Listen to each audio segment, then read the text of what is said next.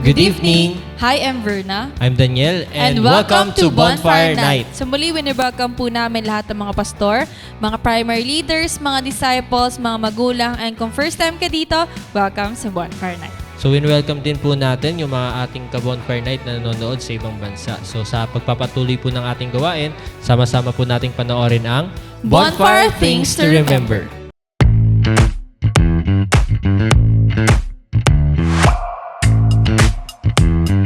Here are your bonfire things to remember. Bring your notebook, Bible, and ballpen. Open your heart to the message. Hashtag Puspus Yarn. No unnecessary activities while watching.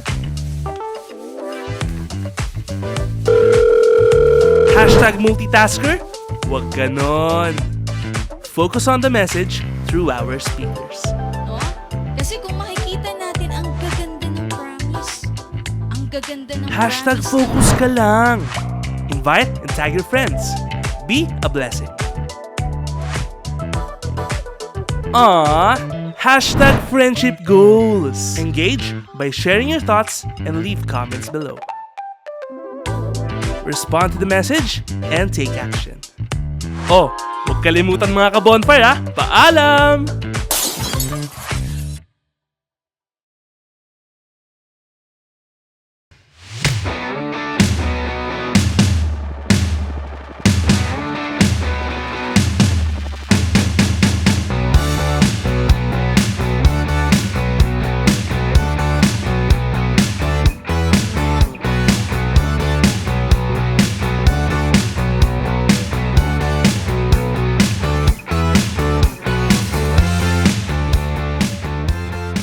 So praise God sa ating Bonfire Things to Remember. So tayo mga ka-bonfire, habang ongoing po yung ating life, patuloy po tayong maging mindful sa ating gawain. Huwag po natin nahayaan na tayo ay ma-distract, bagkus tayo po ay mag-focus and active po tayo na mag-engage, mag-mention ng ating cell members and ating mga invites. Amen to that. And para mas ma-condition pa and ma-ready yung hearts and minds natin sa mensahe na ating mapapakinggan ngayong gabi. So, nanyahan ko pong lahat na tumayo and samahan po natin ang ating CGS worship team sa pagpupuri sa ating Panginoon.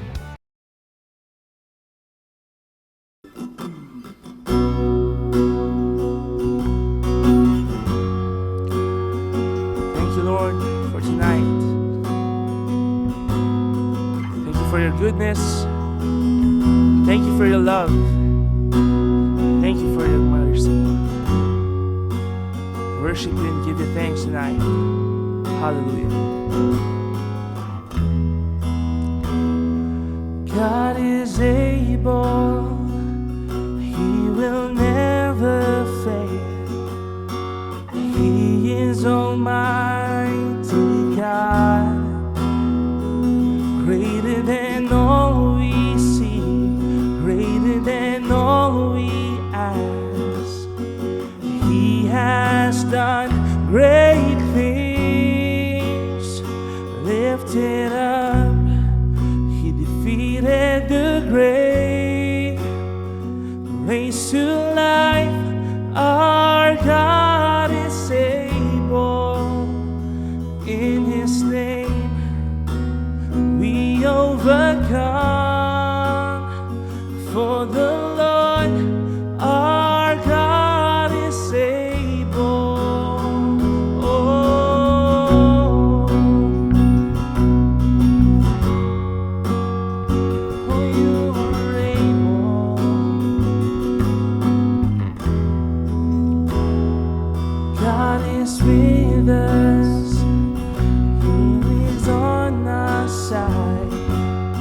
He will make a way. Far above all we know, far above all we hope. He has done great things.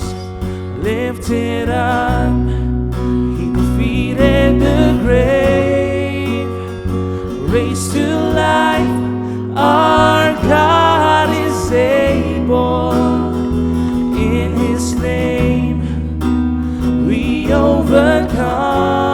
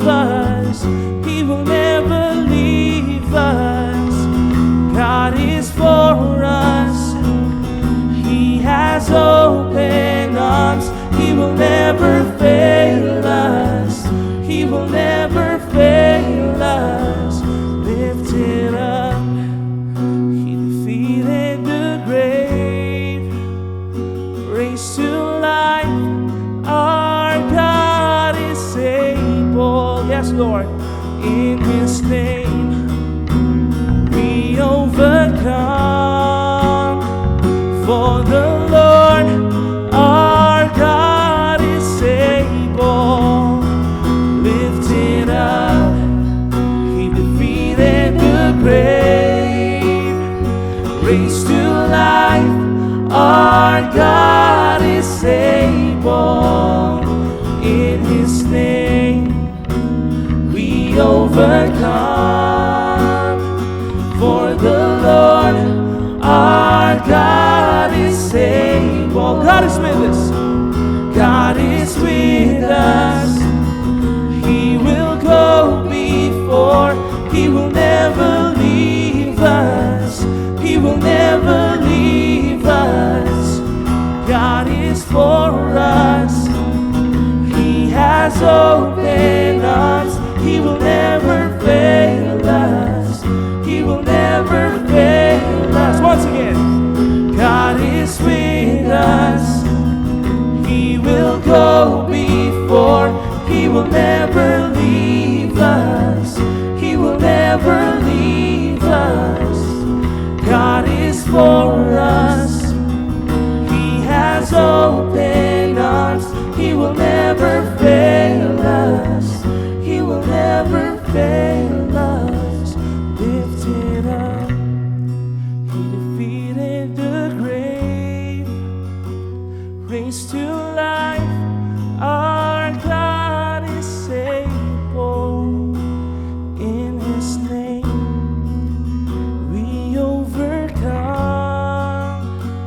For the Lord our God is able. For the Lord our God is able. For the Lord our God is able.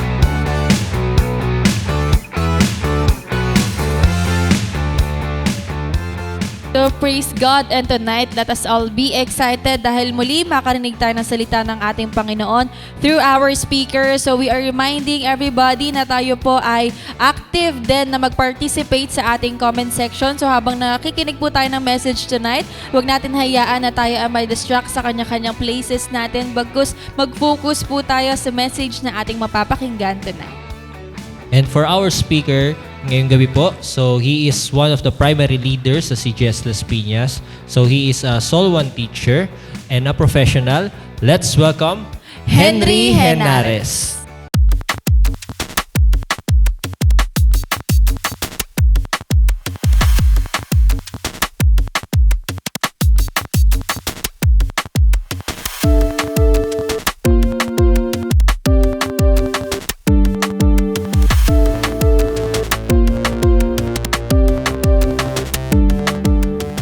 Magandang gabi mga ka-Bonfire and welcome po sa ating gawain ngayong gabi. And sa oras na ito, wini-welcome ko lahat ng ating mga pastor headed by Pastor Rami, sa ating mga pastor sa iba't ibang churches.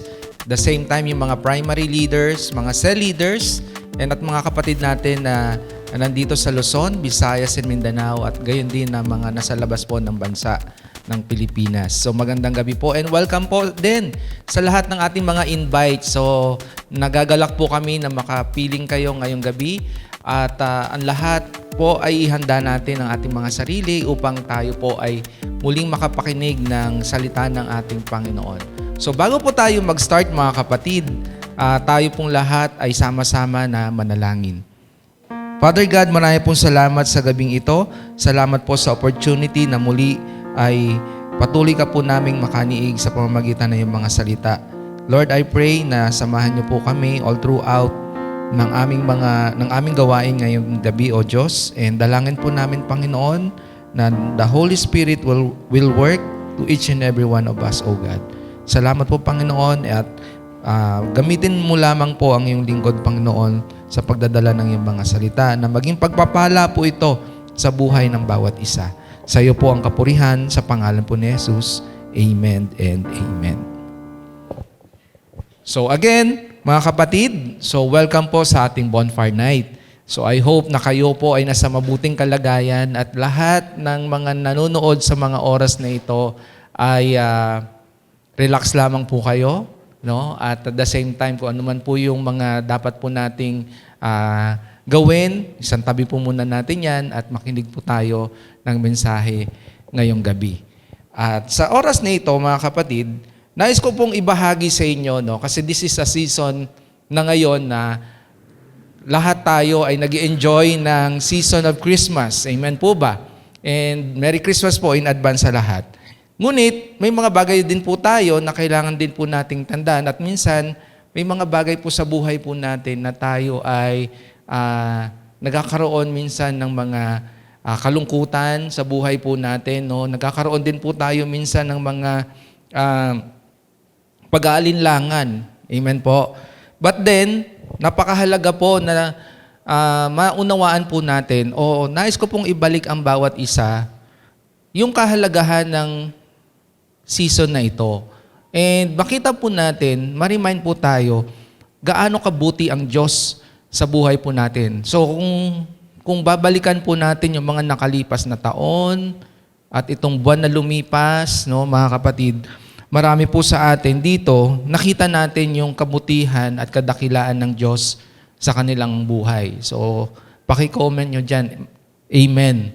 Di po ba? So, kung may mga kaibigan man po tayo minsan na nahihirapan, no? May makakilala man po minsan tayo dito na kinakain din ng problema or at the same time, may mga bagay po tayo minsan na kahit sa sarili po natin, no, nagkakaroon po tayo minsan ng lungkot, di po ba? At minsan nagkaka-doubt po tayo sa mga nangyayari sa paligid po natin. So, ang ibabahagi po natin ngayong gabi, alam ko, paborito pong lahat ito ng mga disciple at mga nakakilala sa Panginoon. Ngunit, tingnan natin yung verse na ito muli. No? Daanan po natin muli siya, pakinggan natin muli siya, and basahin natin siya ng unti-unti. Very familiar po yung verse na ibabahagi ko sa inyong lahat, mga kapatid. At ito ay matatagpuan sa Juan or John chapter 3, verse 16. Ang sabi po dito, "For God so loved the world that He gave His one and only Son, that whosoever believes in Him shall not perish but have eternal life." Alam ko po, sa ulado nyo po yan. And bawat Kristiyano, no, nakakilala sa ating Panginoon, alam po yung verse na ito. Pero tingnan po natin, himay-himayin po natin yung verse na ito. Kasi mahalaga na hindi lamang natin siya nire-recite, bagkos makita natin talaga gaano ka mapagbigay ang Diyos sa bawat isa sa atin. Amen po ba? So, a season ngayon ay a season of giving. Pero makikita din po natin na ang season na ito is not about the season lang of giving, but the season of the Lord Jesus Christ. As we celebrate, no, the Lord Jesus Christ sa buhay po natin. Now, makikita po natin na ang bawat ginagawa ng Diyos sa buhay mo at sa buhay ko ay isang malaking pagpapakita ng kanyang pag-ibig. Okay? So, sino po ba dito ang nakaranas ng pag-ibig? Amen? At ang bawat isa, naranasan din po natin na tayo ay inibig ng Diyos. Kahit hindi po tayo kaibig-ibig, inibig po tayo ng Diyos. Kaya, hindi po dapat tayo nalulungkot. Okay, hindi tayo dapat nagkakaroon ng mga depression. Hindi po tayo nagkakaroon ng anxiety. At hindi rin po tayo kinakain na kinakahabagan natin yung ating mga sarili. Amen po ba?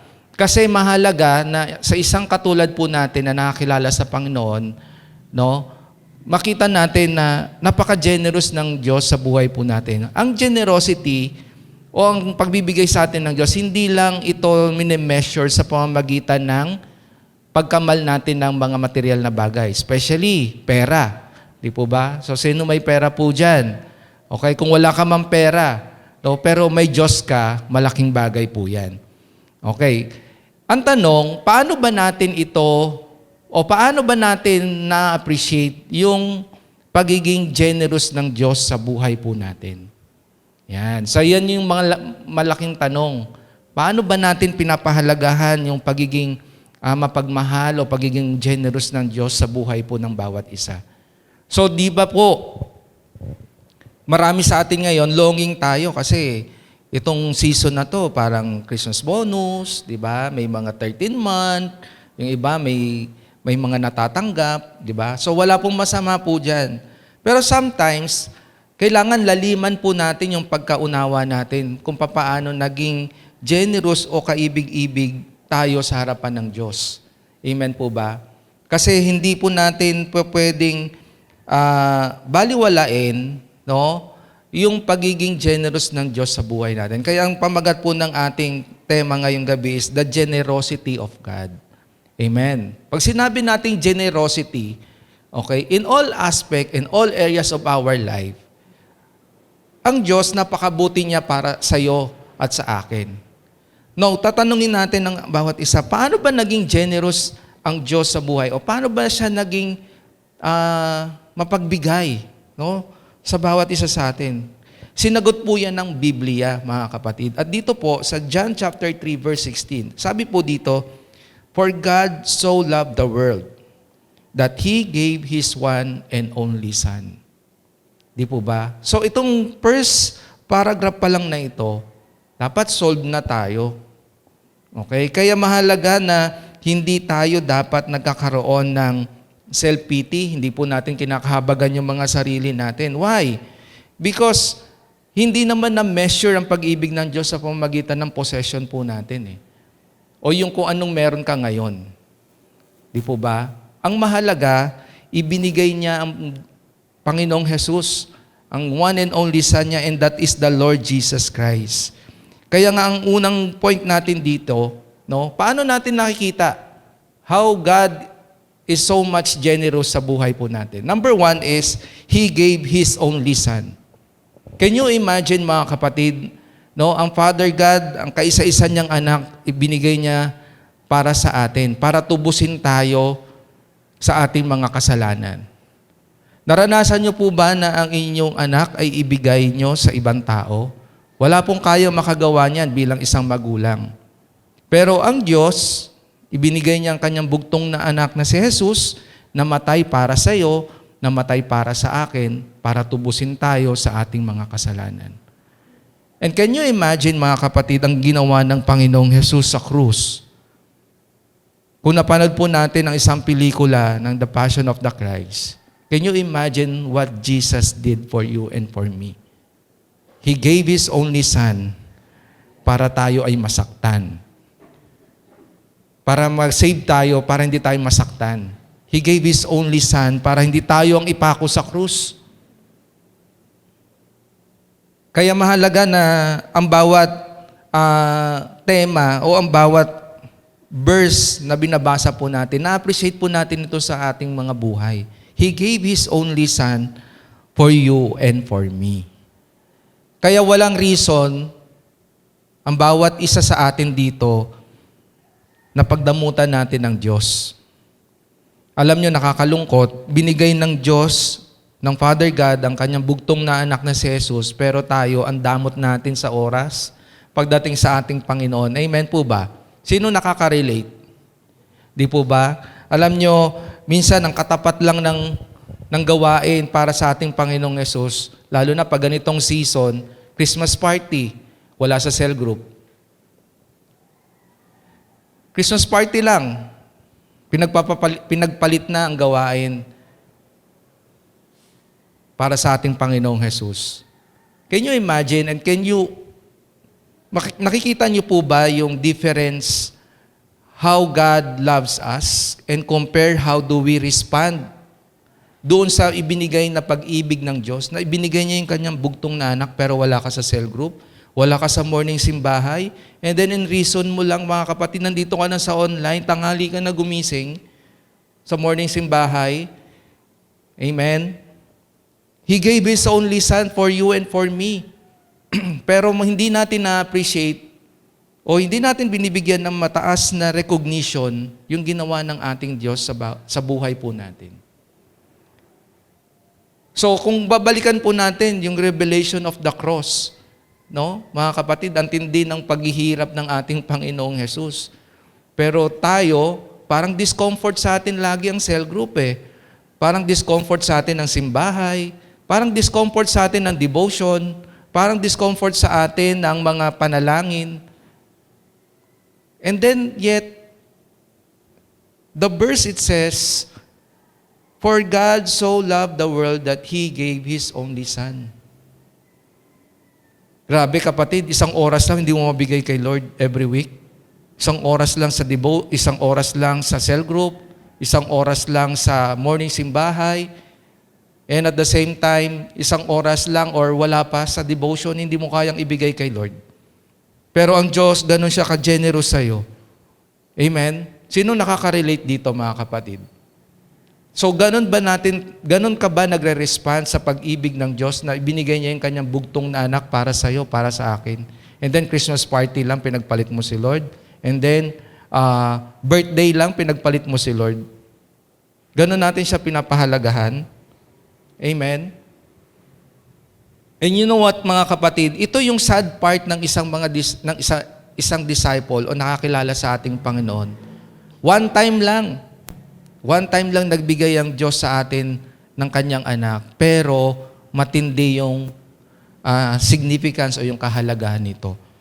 Amen? Kaya dapat, the generosity of God sa buhay po natin, hindi po natin ito binabaliwala. We must appreciate what God did for us. Hindi po natin dapat inaalaw yung sarili natin na binabaliwala natin ang Diyos sa buhay po natin. Napaka-generous ng Diyos. Yung gumigising lang tayo every morning mula sa ating higaan, mga kapatid, nabuhay ka pa, maayos ka pa, and yet, pinagpapalit mo o nawawala ka lagi sa gawain. Katulad ngayon, mga kapatid, maaaring yung iba sa atin, yung mga leaders natin, nagpo-forward na sa atin ng invitation, di po ba? Wala lang, baliwala lang sa'yo, mga kapatid. Yun ang nakakalungkot na tayo, hindi man tayo karapat-dapat, pero minahal tayo ng Diyos. Naging generous pa rin ng Diyos sa atin. Amen? Sabi nga po dun sa Isaiah chapter 9 verse 6, "For unto us a child is born, unto us a son is given." Para sa atin. "And the government shall be upon His shoulder." And that is the Lord Jesus Christ. "His name shall be called Wonderful Counselor, the Mighty God, the Everlasting Father, and the Prince of Peace." Can you imagine, kamusta ba yung relationship mo ngayon sa ating Panginoong Jesus? So ikaw na nanonood, kamusta ba yung relasyon mo sa ating Diyos? Kung ikaw ay disciple, are you a truly and genuine disciple of the Lord Jesus Christ? And yet, hindi natin pinapahalagahan ng cell group, hindi natin pinapahalagahan ng simbahay, hindi natin pinapahalagahan ng mga online natin na gawain. But our God is so generous to us. Nakakalungkot isipin, sineselebrate natin ang Christmas, sineselebrate natin ang season na ito. Ikaw nag-i-enjoy ng celebration, pero dapat si Jesus Christ yun eh. Hindi naman ikaw eh. Because this is the season. Season niya. And yet, He gave His only Son for us. Pero hindi natin inaalaw yung sarili natin na maging generous din tayo sa Diyos in terms of our time. Alam nyo dito sa discipleship, dito po sa system natin mga kapatid, ang number 1 na labanan dito yung commitment, yung consistency mo, no? And number 1 is yung pag-ibig mo pagdating sa ating Diyos. So kung i-gauge mo ngayon yung sarili mo between you and God, how do you appreciate His generosity sa buhay mo? Paano po natin na-appreciate? Paano po natin napapakita yung pagiging generous din natin sa ating Diyos? 30 minutes nga lang na panalangin, 30 minutes nga lang na devotion, hindi mo magawa eh. And yet, sasabihin natin, ang galing natin kumanta ng I love you, Lord, the goodness of God. Pero hindi natin talaga totoong naunawaan. Amen po ba? Sometimes ang ating mga bibig, we just utter words, pero hindi siya galing sa puso. Sinasabi lang natin na mahal natin si Lord. Sinasabi lang natin na nagpapasalamat talaga tayo sa Lord. Pero ang totoo, wala naman talagang laman ng puso natin. Yung vessels natin, walang laman. It is empty. Because we do not know and we do not take it so much more deeper, the word, for God so loved the world that He gave His only begotten Son. Para sa iyo at para sa akin. Kaya dapat tayong lahat, tayong mga disciple, even the viewers and invites po dito, ma-appreciate po natin gaano ka kaibig-ibig ng Diyos. Gaano ka minahal ng Diyos. Pero how do we respond for what God did for you and for me?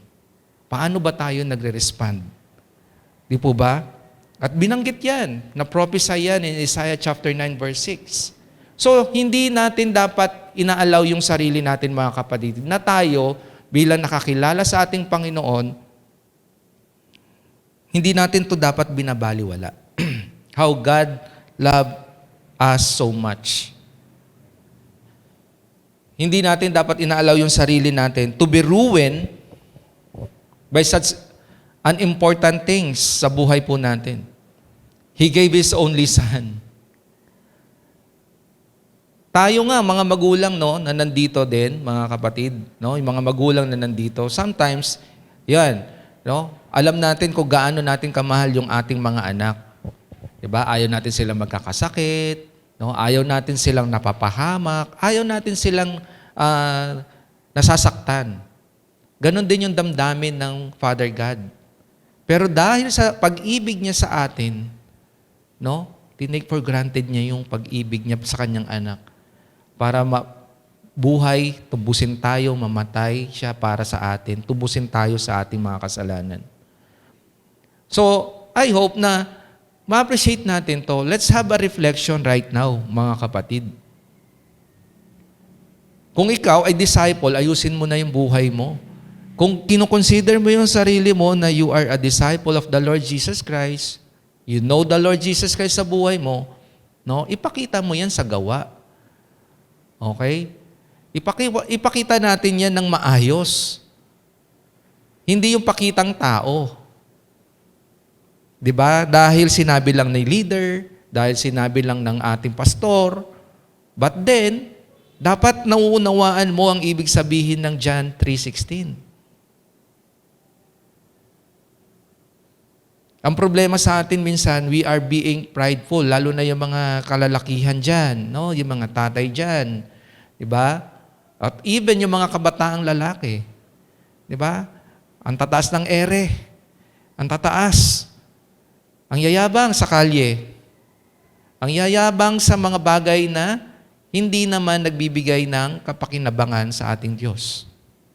Amen? Ito pang nakakalungkot.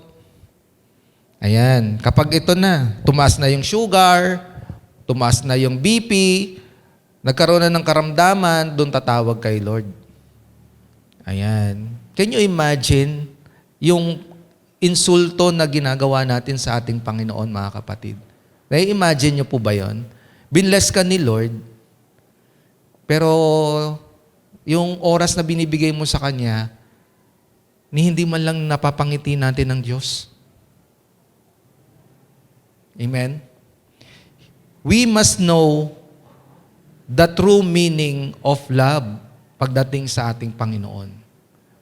We must exercise it sa buhay po natin. So, how can we see more about the generosity of God sa buhay po natin? Number 2 is, He spares us from eternal damnation. Okay?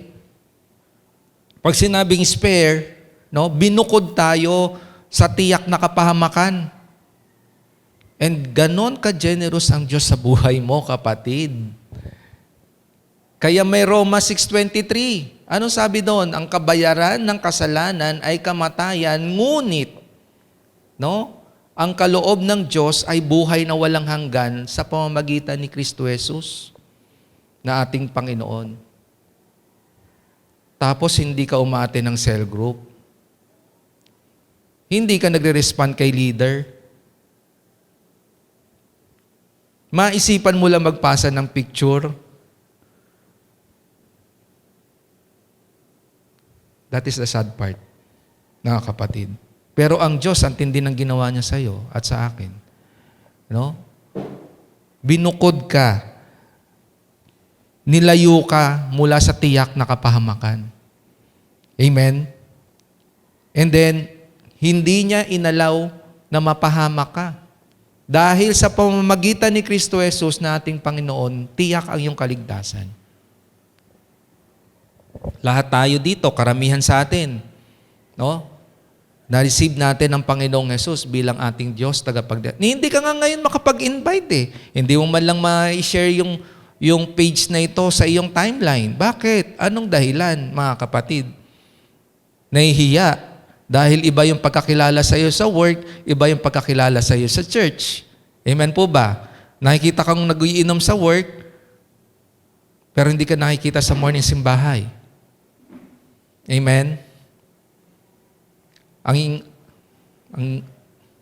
Ang yayabang natin sa labas, pero pagdating sa loob ng tahanan, parang napakasanto natin. Amen? So ano yung picture na gusto nating i-remind sa bawat isa dito, mga kapatid? Appreciate what God done has for you. Appreciate. Can you imagine, mga kapatid, He spared us from eternal damnation. Yung mapapahamak ka na, kinuha ka pa ng Diyos, kinuha ka pa ng ating Panginoon upang hindi ka mapahamak. And that is a part, and that is the generosity of God. Kaya walang dahilan din sa atin, mga kapatid, na tayo nakakilala sa Panginoon, hindi tayo mag-reach out ng mga kaluluwa na naliligaw. Wala tayong dahilan para pagdamot din natin yung salvation na meron po tayo. And the salvation na meron po tayo, dapat na binabahagi natin ito sa iba. At kapag binabahagi natin ito, in-exercise po natin ito sa buhay po natin, we are being generous to those people. Kaya wag niyo pong baliwalain yung inaabot po kayo, yung nawa one verse evangelism po kayo, wag po nating baliwalain yun. Because that is the practice or that is the generosity na kayang ibigay ng mga taong umaabot po sa atin. Ito yung drive ng ating church. Ito yung drive na pinapagawa sa atin ng ating Panginoong Jesus. To reach out those people. To reach out those people na po pwedeng kainin ng mundo. So, being generous is to reach out people. Pakilala natin sa kanilang Panginoong Jesus. And see the difference how generous our God is. Kaya dito natin nakikita, mga kapatid, na bakit ba si leader, no? Pinupush lagi kami to reach out soul. Bakit ba si leader pinupush kami to become a leader also? Upang patuloy po nating maunawaan kung gaano kadakila ang Diyos sa buhay po natin. He spares us from eternal damnation. So alam niyo yung mga verses na nakikita po natin sometimes or paulit-ulit po natin itong naririnig, no? Naririnig natin sa mga leader natin, sa mga pastors natin. Bakit ba siya paulit-ulit? Sometimes yung mga paulit-ulit na to, himay-himayin mo lang basahin, mga kapatid. Mauunawaan mo to sa tulong ng Holy Spirit. Amen? Kasi minsan, religious na lang yung ginagawa natin. Lagi na lang natin siyang binabasa pero hindi natin talaga siya inuunawa. Binabasa lang natin ang Biblia pero hindi natin hinihimay kung ano yung nais niyang sabihin sa atin. Amen po ba? Okay? Kaya dapat tayo, lalo na yung mga kabataan ngayon, mga youth, panawagan ko to sa inyo. Naging youth din ako. Di ba?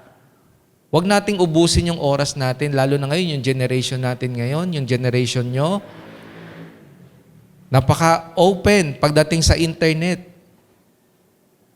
Napaka-open pagdating sa mga application na nagpapalayo sa atin sa Diyos. Nag-i-enjoy tayo kay ML, pero hindi natin mabasa kung ano ang sinasabi sa Word of God, sa Biblia. And imagine na ang buhay mo, no, na-save ka ng ating Panginoong Jesus. You are being spared, no? Naibukod ka mula sa tiyak na kapahamakan. In Romans 6:23, no? Na dapat ikaw at ako maging generous din tayo to reach out other people. Amen po ba? Kaya nga dapat ang mga kabataan ngayon nag-aabot ng kapwa kabataan. Ang mga tatay nag-aabot ng kapwa tatay. Ang mga nanay nag-aabot ng kapwa nanay. Ang dami po natin kailangang abutin. Because the generosity ng Lord sa buhay po natin dapat immeasurable po yan. Hindi po natin kayang sukatin. So the best way na kahit papano magawa din natin, masuklian din natin yung pagiging mapagbigay at mapagmahal ng Diyos natin, reach out to those people that you know na wala pang Panginoon ang buhay nila. Kaya dapat walang standby na disciple. Walang disciple or walang disciputol. Na pag sinabing disciputol, putol ang devotion, putol ang attendance sa simbahay, putol ang attendance sa cell group, no? Disciputol eh. Okay? Walang disciple na Anong maisipan, no? Maisipang umaten, maisipang hindi umaten. Mga kapatid, banggitin po natin, basahin po muli natin. Gayon na lamang ang pag-ibig ng Diyos. Ibinigay niya ang kanyang bugtong na anak upang ang sino mang sumampalataya sa kanya ay hindi, mapahamak, kundi magkaroon ng buhay na walang hanggan. Nai-imagine nyo ba yung word na eternal life? Buhay na walang hanggan? Nai-imagine nyo ba yan, mga kapatid? And kung nai-imagine nyo yung buhay na walang hanggan, ito yung makapiling natin ng Diyos magpakailanman, di ba? Nai-imagine nyo rin ba na eternal damnation? O na-imagine nyo ba yung sarili nyo sa impyerno, mga kapatid? Di ba yung panahon natin ngayon, kayo, nakaranas kayo ng yung init, sobrang lamig, no? Pero na-imagine nyo ba na kayo ay mapaso? Or na-imagine nyo ba yung sobrang init kahit naka-electric fan ka, naka-aircon ka, ramdam mo yung init? Okay, nung nakaraang summer, no, this year, no, grabe yung naging intensity ng init, no, lalo na yung mga nasa Middle East. Di po ba, na halos maluto na yung itlog sa kalsada pag binuksan mo. Di ba? Dahil sa sobrang init.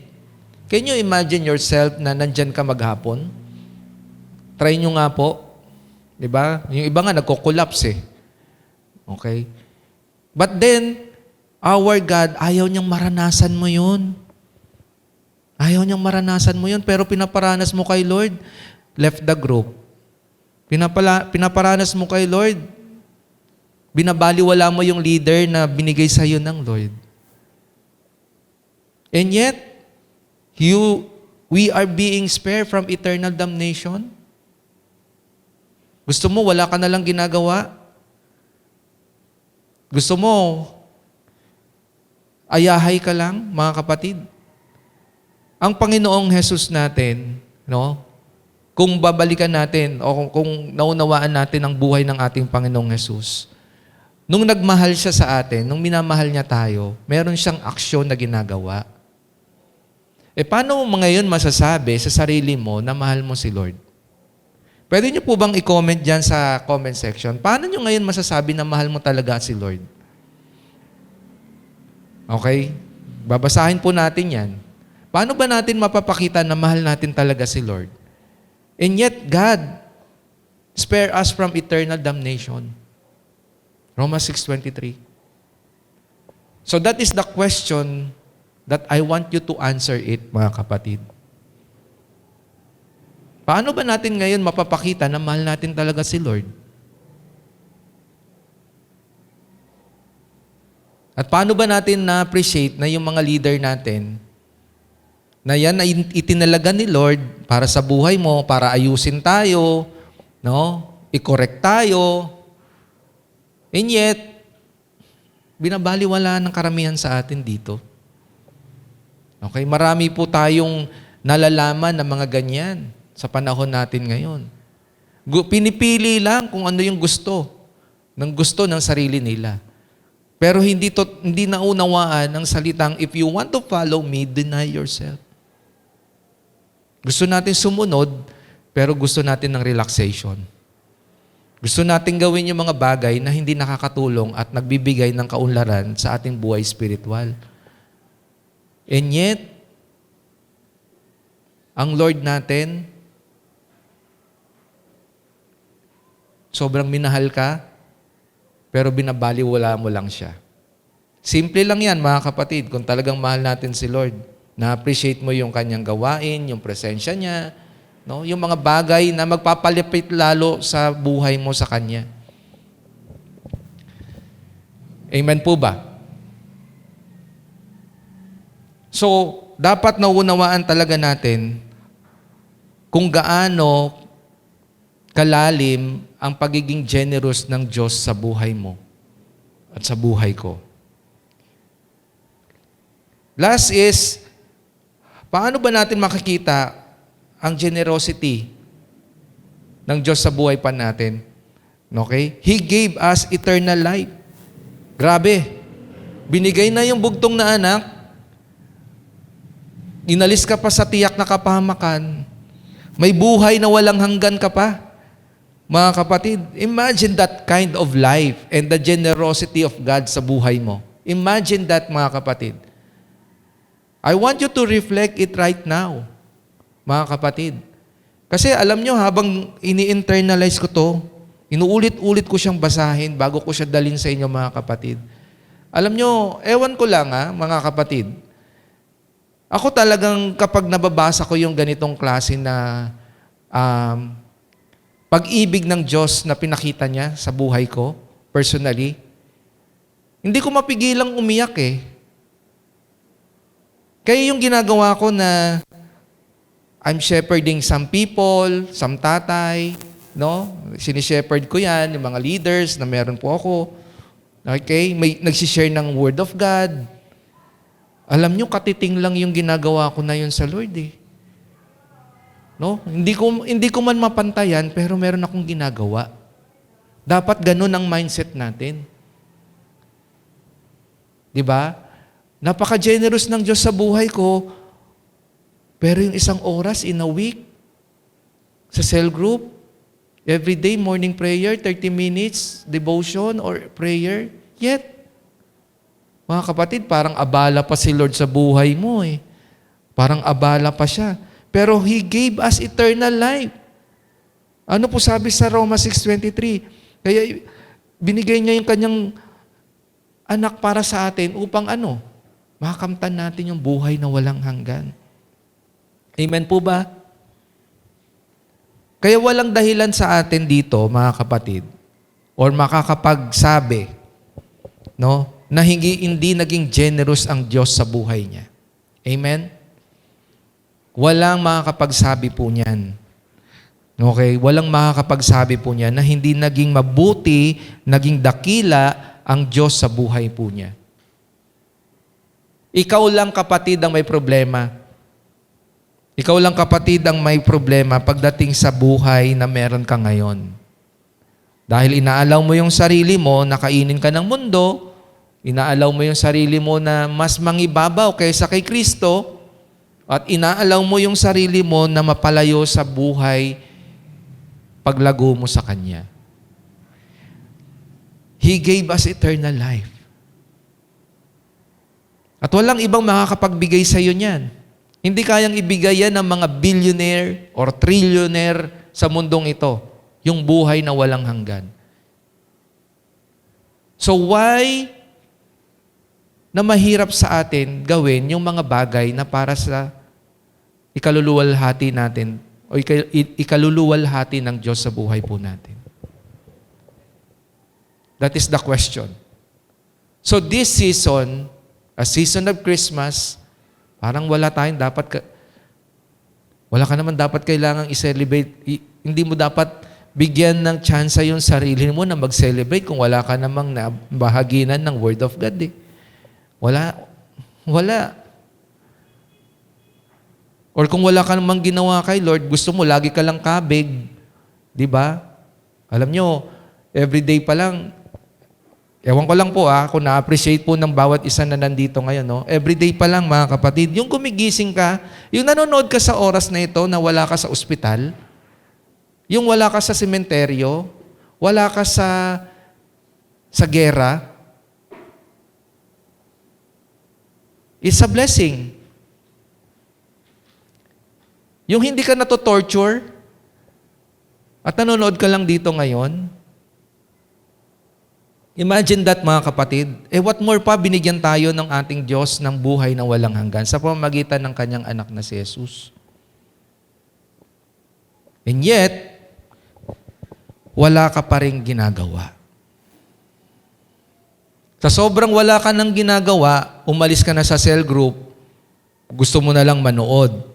Sa sobrang wala ka nang ginagawa, binaliwala mo na si leader, inalis mo na sa buhay mo si leader. Sa sobrang wala ka nang ginagawa para kay Lord, no? Naging negative mindset ka na. Nagne-negative ka na. No? At the same time, inaalaw mo na yung sarili mo na kainin ka ng mundo.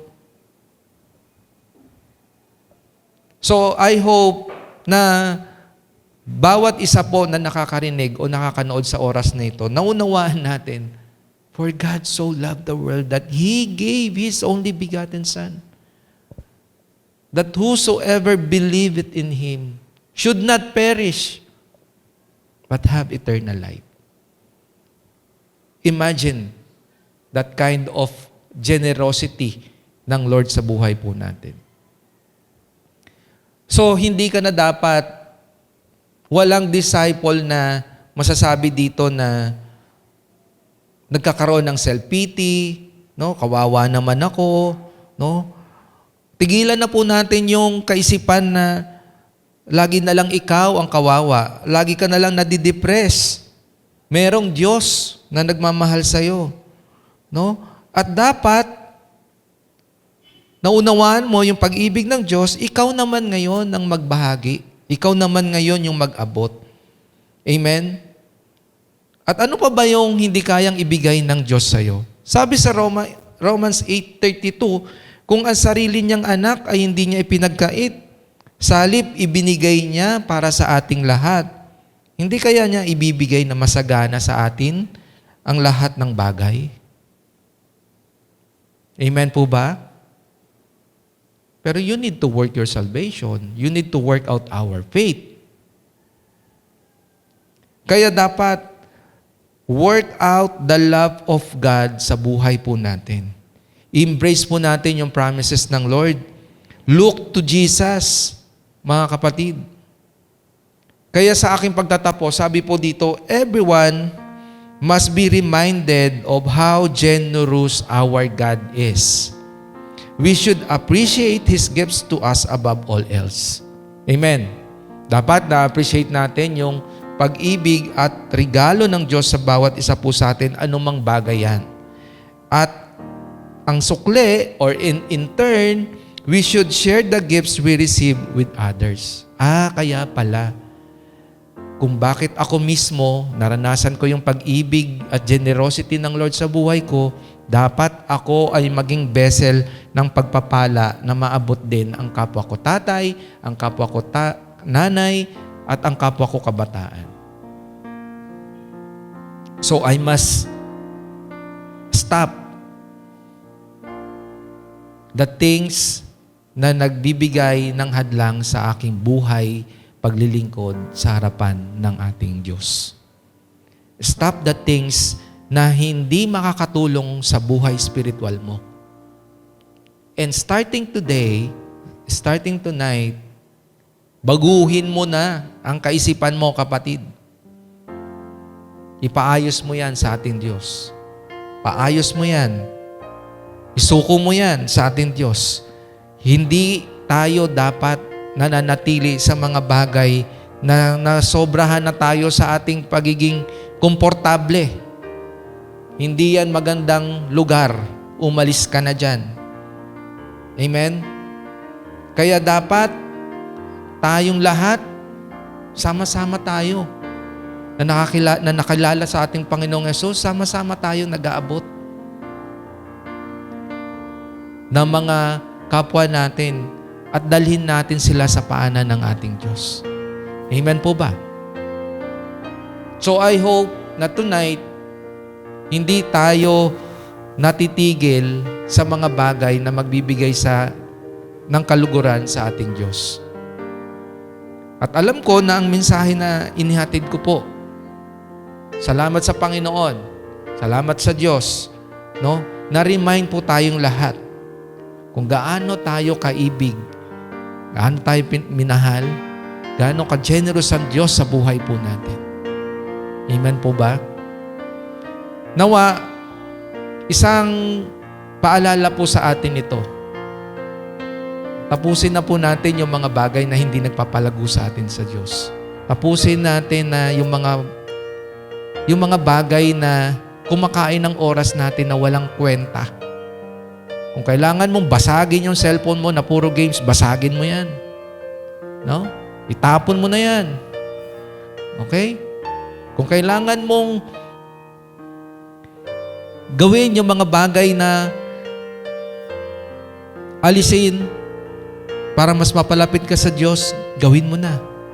Huwag mo nang ipagpaliban yan, mga kapatid. This is the time to change. Because the generosity of God dapat hindi nasasayang sa buhay mo at sa buhay ko. Appreciate what God did for us. Amen po ba? So maraming salamat, mga kapatid, sa gabing ito. I hope and I pray na we have a right kind of mind as we go through the year 2025, mga kapatid. Maayos tayo sa harapan ng ating Diyos. Amen po ba? Tayong po lahat ay sama-samang manalangin. Father God in heaven, we thank you, Lord, for being generous sa buhay po namin. Salamat po, Panginoon, dahil sa anak mo na yung ibinigay sa amin, O Diyos. Salamat dahil niligtas mo kami, binigyan mo kami ng buhay na walang hanggan, at ipinagkaloob mo sa amin ang Panginoong Hesus sa aming mga buhay. Lord, I pray that this word of yours nagsilbi itong reminder sa amin, Panginoon. Na-appreciate po namin yung ginawa mo sa amin. Thank you for the love. Thank you for the salvation. Thank you for your Son, Jesus Christ, who saves us, O God. And thank you na hindi mo kami inalaw na mapunta sa tiyak na kapahamakan.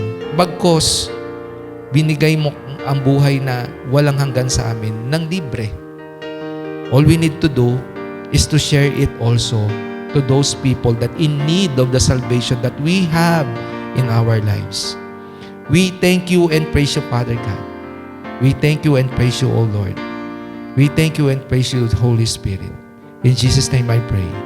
Amen and amen. Maraming salamat po, mga kapatid, at patuloy po nating namnamin ang kabutihan ng Diyos sa buhay po natin. Salamat po. Good night, everyone. Thank you and God bless.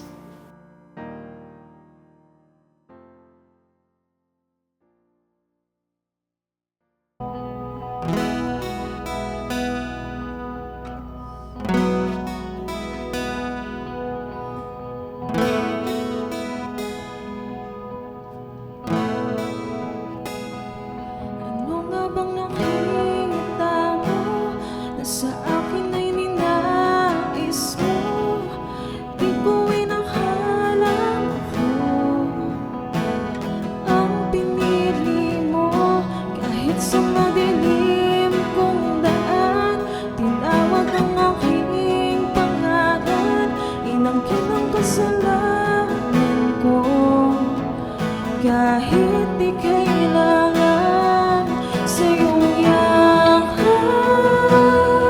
Ako'y di nabibitaw sa iyong tawag. Laman ng puso ko ikaw, ginawa mo ang lahat kahit di man ako tapat. Pag-ibig mo sa akin ay sapat. Ano nga bang nakita mo na sa akin ay ninais mo? Di ko'y nakala ko ang pinili mo. Kahit sa madilim kong daan, tinawag ang aking pangalan. Inangkin ang kasalanan ko, kahit di kailangan sa iyong yakap. Ako'y di na nabibitaw sa iyong tawag. Laman ng puso ko ikaw, ginawa mo ang lahat kahit di man ako tapat. Pag-ibig mo sa akin ay sapat. Sa iyong yakap, ako'y di na nabibitaw sa iyong tawag. Laman ng puso ko ikaw, ginawa mo ang lahat kahit di man ako tapat. Pag-ibig mo sa akin ay sapat. Ika'y paglilingkuran, di mo ako iiwan. Kahit ako'y hindi karapat-dapat. Pag-ibig mo'y tunay, ika'y walang kapantay. Salamat, O Jesus, tinapos mong lahat. Ika'y paglilingkuran, di mo ako iiwan. Kahit ako'y hindi karapat-dapat. Pag-ibig mo ay tunay, ika'y walang kapantay. Salamat, O Jesus, tinapos mong lahat.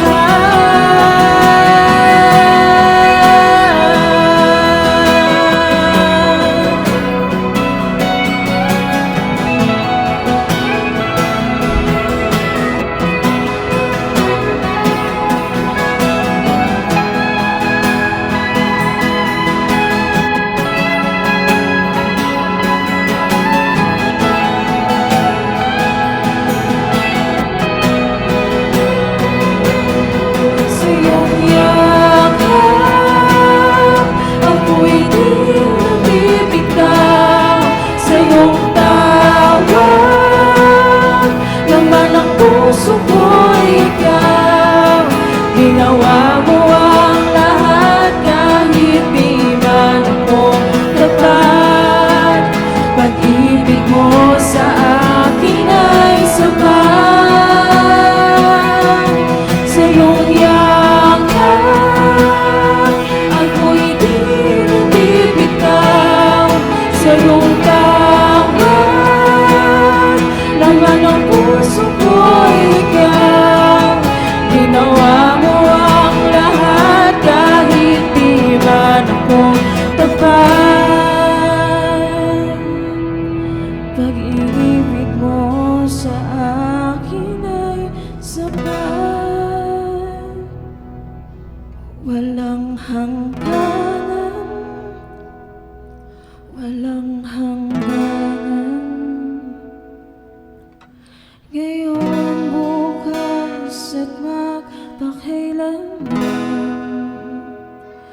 Aking kasalanan, tinapos at pinayaran. Pinakita mo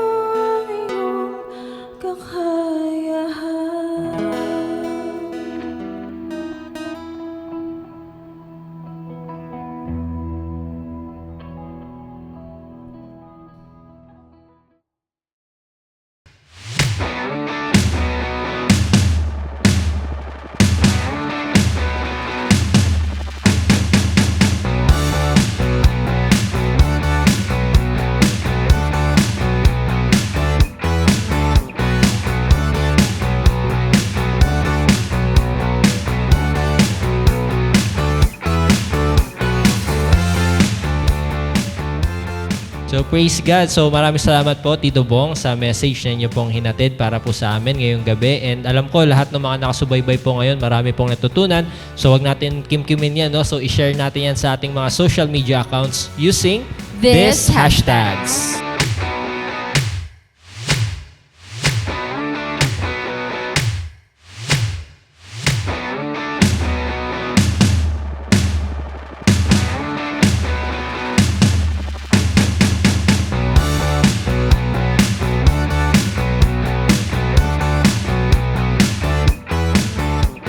So praise God and salamat po sa lahat na nakasama namin tonight sa ating gawain. Salamat po sa ating mga pastors, mga primary leaders na talaga nagmo-mobilize for Friday, sa ating mga disciples, leaders, and sa mga invites po. We pray na ma-involve po kayo sa ating mga online cell group. So meron po diyang mga leaders sa ating comment section. So feel free lang po na mag-reach out sa kanila kung nais nyo po mapabilang sa aming mga online cell group. So continually, we encourage everybody na patuloy nyo pong supportahan ang aming CGS Philippines Facebook page, ang ating CGS Philippines Bonfire Facebook page, yung ating YouTube channel, TikTok, and Instagram. Itong mga social media accounts po natin, let us make sure na maximize natin ito all for God's glory. Amen po. And with that po, so nanyayahan din po namin lahat ng mga ka-bonfire night natin na wag rin po tayo mawawala sa ating simbahay online worship this coming Sunday, 6 a.m. So ito is once a week lang at ito hindi buong Sunday. Ilang oras lang to sa araw ng linggo. So wag nating hayaan na ma-miss out natin to. Wag rin nating hayaan na replay tayo kasi ito live na, no? So very convenient. Wag na nating mas convenient pa. So talagang i-grab natin yung opportunity na to. Saan man tayong dako ng bansa, saan man tayong dako ng mundo. So ilaan natin to 6 a.m. in the morning.